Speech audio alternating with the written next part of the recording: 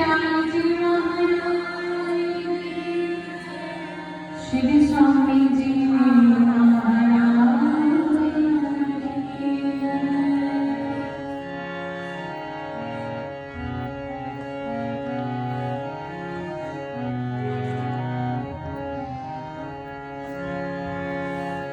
वंदो श्री गुरु पद कमल,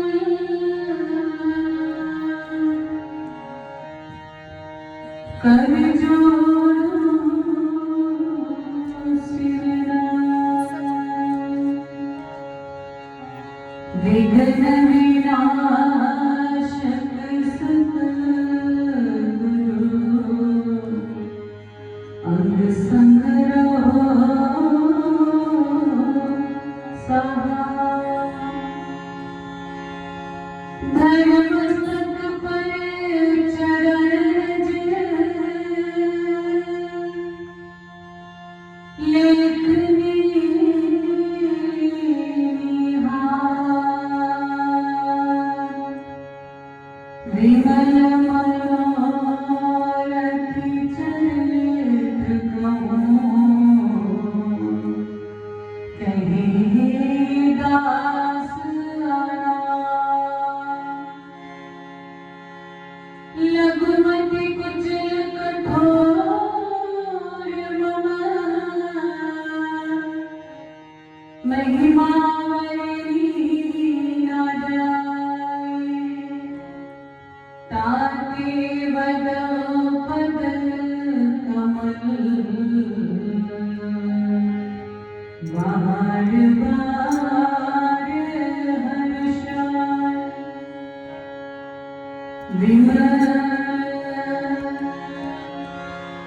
विनय दास की सतगुरु, सुनिए दीनानाथ,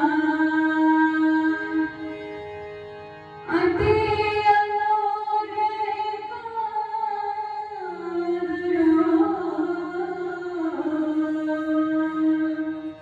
मम सिर पर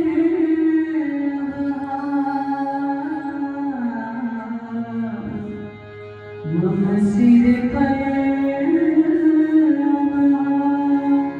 बोलो श्री गुरु महाराज, बोलो साची श्री नगरी निवासी भगवान की जय।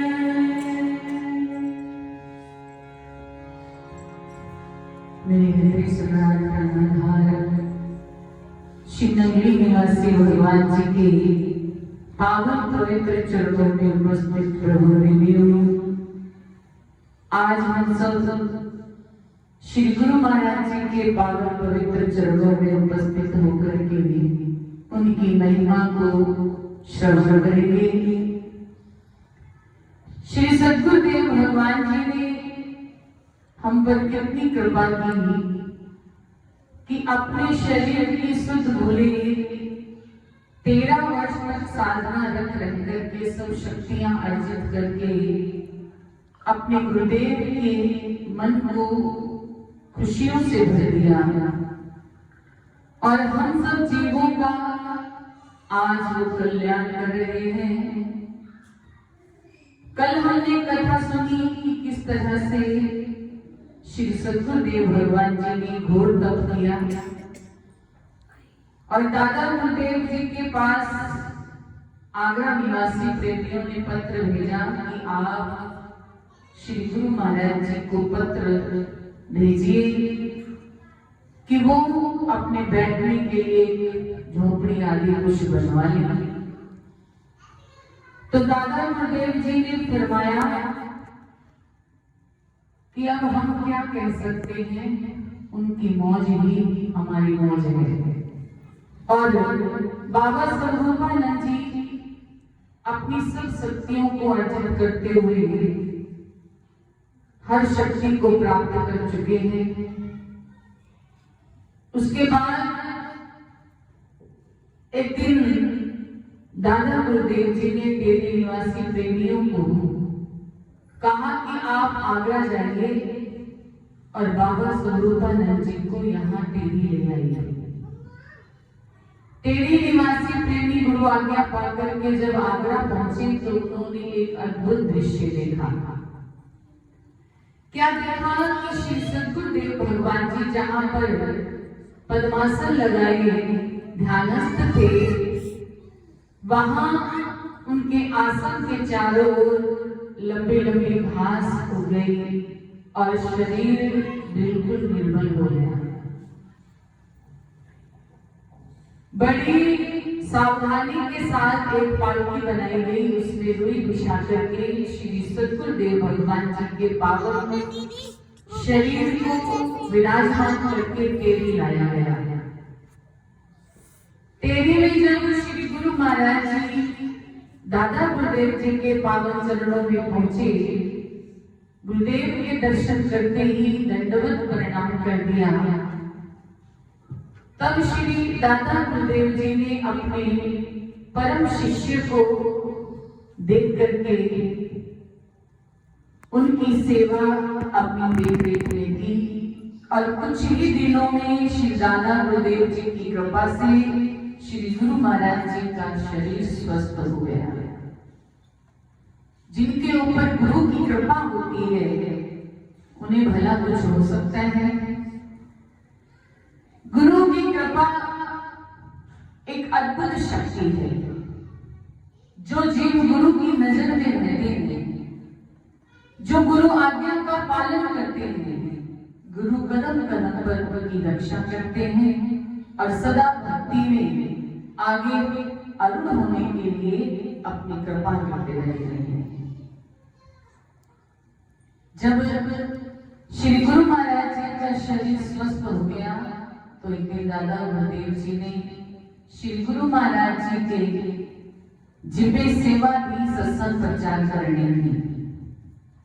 श्री गुरु महाराज जी गुरु आज्ञा पाते ही सत्संग प्रचार करने के लिए वहां से चले, नगर नगर गांव गांव सत्संग करते रहे और श्री गुरु महाराज जी की महिमा को बढ़ाते रहे। दादा गुरुदेव जी ने जो कार्य जो अपने बड़े अच्छे ढंग से आप कर रहे थे, वही कार्य अपने भावी शिष्य को सौंप करके अपने शिष्य को प्रदान करते हुए अपने आप को हल्का सा महसूस कर रहे थे।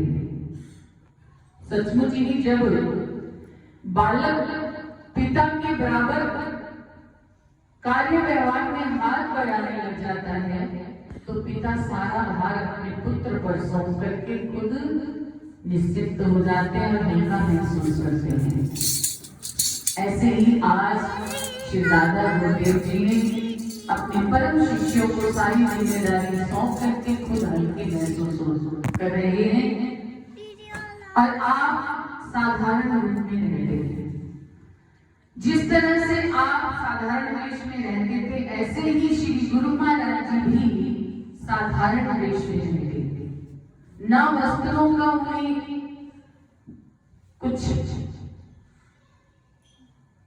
अपने मन में लालच होता और न ही कभी उन्होंने अपने शरीर की सुध की। बस दिन रात गुरु आज्ञा में रहकर के सत्संग प्रचार में लगे रहे। एक बार लगे प्रेमियों ने श्री गुरु महाराज जी के पावन चरणों में आकर के प्रार्थना की कि आप वहां चल करके विशेष सत्संग फरमाइए और संगत को अपने दर्शनों से कृतार्थ कीजिए। दादा गुरुदेव जी की आज्ञा पाकर के श्री गुरु महाराज जी लगे मल्लभ पहुंचे। वहां प्रेमियों ने एक खुले आंगन में श्री गुरु महाराज जी के लिए आसन लगाया। वहीं पर सत्संग प्रचार होता रहा सारा दिन और रात्रि को सब प्रेमी सत्संग सुनकर के अपने अपने घरों में चले गए। बरसात का मौसम था। रात को इतनी जोर से बरसात आई कि पूरे नगर में जल भर गया। जब तेज तूफान और बारिश हो रही थी तो भक्त हेमराज जी के मन में विचार आया कि श्री गुरु महाराज जी खुले दालान में आसन लगाए थे, पता नहीं कि कोई प्रेमी अपने घर ले गया होगा या कि वैसे ही उसी खुले दालान दालान में बैठे हैं। बरसात बहुत तेज है। उनके मन में विचार आ रहा था कि जाकर के देखना चाहिए। अगर श्री गुरु महाराज जी वहां खुले दालान में बैठे होंगे तो हम उन्हें अपने घर लेवा लाएंगे। जब वो हाथ में लालटेन लेकर के कुछ प्रेमियों को लेकर के साथ जब उस आंगन के बाहर, हवेली के बाहर पहुंचे तो क्या अद्भुत दृश्य देखा कि बरसात इतने जोरों से हो रही है, गलियों में कई कई फुट पानी भरा है, लेकिन जहां श्री गुरु महाराज जी का आसन लगा है वहां 5-5 फीट दूर तक कोई जल, कोई पानी नहीं है। ये अद्भुत दृश्य देख करके जब वो आगे बढ़े तो श्री गुरु महाराज जी ने उनको देखते ही कहा, भाई कैसे आना हुआ? अब वो मन में विचार करने लगे हैं कि क्या मैं आपको बरसात से बचाने आया या सूरज को दीपक दिखाने आया? ऐसा मन में विचार कर ही रहे थे। बड़ी मुश्किल से अपने मन को संभालते हुए श्री गुरु महाराज जी से कहा कि हम देखने आए थे कि प्रभु सब जगह बारिश हो रही है, लेकिन यहाँ आपके पास तो ना कोई बारिश है ना ही जल है। ये क्या अद्भुत लीला है? श्री गुरु महाराज जी फरमाने लगे कि ये तो बारिश बरसाने वाले से पूछो कि ये क्या लीला है। मैंने तो उन्हें मना नहीं किया कि आप सब जगह जब बरसात कर रहे हो, बारिश कर रहे हो, तो यहाँ भी बारिश करनी चाहिए थी। मैंने मना नहीं किया उन्हें, ये तो उन्हें ही पता है। जब ये लीला श्री गुरु महाराज जी की सुनी तो वो भक्त श्री गुरु महाराज जी के पावन चरणों में दंडोत प्रणाम करके कहने लगा, प्रभु आपकी लीला आप ही जानते, क्योंकि पूर्ण सद्गुरु की क्या लीलाएं होती हैं और क्या वो भविष्य में अपने भक्तों को दिखाना चाहते हैं, ये तो वही जानते हैं जो शक्तियां अर्जित कर चुके हैं। कुछ दिन लक्की मलवल में रह करके श्री गुरु महाराज जी दादा गुरुदेव के पास टेढ़ी लौट आए। एक दिन सब सेवादार और संत महात्मा दादा गुरुदेव जी के पास बैठे थे। सहसा ही दादा गुरुदेव जी मौज में आकर के उन्होंने प्रेम बरसन को छेड़ दिया और फरमाया कि आप बताइए हमारा आपके साथ क्या रिश्ता है और बाबा सर्वोपानंद जी के साथ आपका क्या नाता है?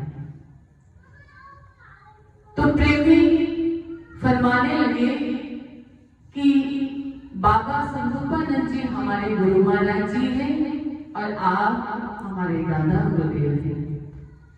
श्री दादा गुरुदेव जी ठीक है ऐसा कहकर के बहुत प्रसन्न हो रहे थे। ये अद्भुत लीला अपने शिष्यों को और गुरु निष्ठा के प्रति दृढ़ विश्वासी बनाने के लिए दादा गुरुदेव जी ने की कि किस तरह से शिष्यों को अपने गुरुदेव पर विश्वास होना चाहिए और उनके प्रति कैसी भावना होनी चाहिए। इसीलिए वो एक प्रेम प्रसंग के जरिए उन शिष्यों के अंदर श्री दादा गुरुदेव जी बाबा स्वरूपानंद जी महाराज जी के जीवन में जो कि एक रूहानी शहंशाह आरूढ़ होने वाले थे, उनके प्रति अपने भक्तों के अंदर एक दृढ़ निष्ठा भर रहे थे और देखना भी चाहते थे। कुछ दिन बाद ऐसे लीलाएं करते हुए श्री गुरु महाराज जी जब दादा गुरुदेव जी के पास रहकर के गुरु सेवा कर रहे थे तो एक दिन टेरी के नजदीक गांव से कुछ प्रेमियों ने आकर के दादा गुरुदेव जी से प्रार्थना की, गुरुदेव गांव में एक नया गुरुद्वारा बना है और उसका उद्घाटन करना है। आप चलिए और उसका उद्घाटन कीजिए। दादा गुरुदेव जी फरमाने लगे, श्री गुरु महाराज जी की तरफ इशारा करते हुए कि भाई देखो, हमारे पास तो समय है नहीं, आप बाबा स्वरूपानंद जी को ले जाइए, यही आपको सत्संग सुनाएंगे।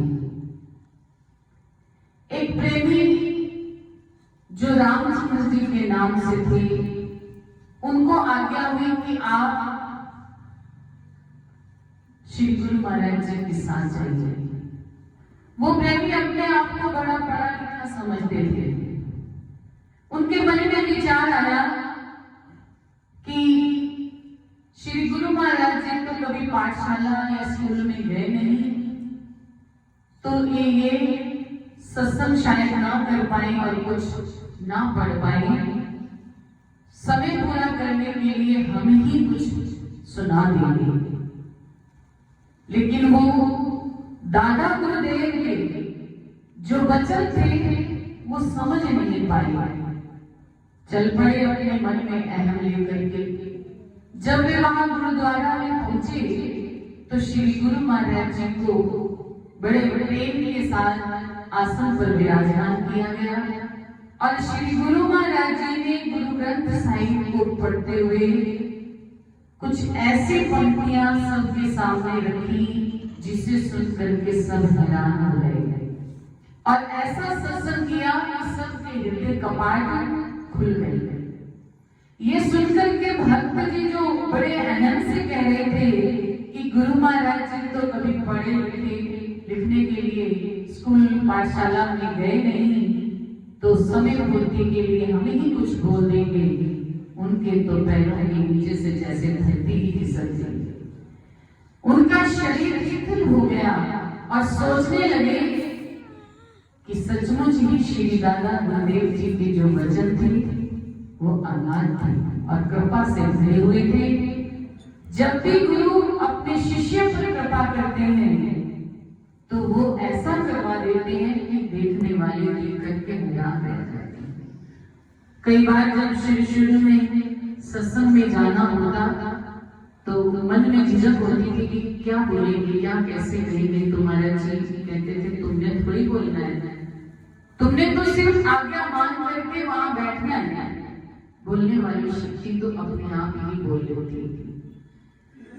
जब श्री महाराज जी के हमने वचन सुने तो उस दिन के बाद हृदय में दृढ़ता आ गई कि सचमुच ही गुरु के वचनों में क्या ताकत होती है कि वो तो गूंगे को भी बुलवा देते हैं।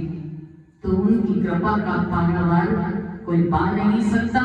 इसीलिए गुरु को हम ईश्वर का ही रूप समझते हैं और उनके हर वचनों का पालन करते हुए अपने जीवन को हम सब ने जीना है, क्योंकि उनके ही वचन हमारे लिए एक सद्मार्ग है। अगर उस पर हम चल पड़े तो हमारा जीवन धन्य हो जाएगा। तो आप सब प्रभु प्रेमी हैं, श्री गुरु महाराज जी के चरणों में बैठे हैं, आप रोज श्री गुरु महाराज जी की लीला सुनते हैं। धीरे धीरे हमने अपने जीवन में बस इतना सा बदलाव लाते चले जाना है, जो कल बिना भजन के बीता आज की घड़ी भजन के साथ हमारे बीतनी चाहिए। धीरे धीरे थोड़ा थोड़ा समय श्री गुरु महाराज जी का स्मरण करते करते हमें उनकी भक्ति को अर्जित करना है और उनकी कृपा को प्राप्त करना है। तो आज बड़ा खुशी का दिन है। आज की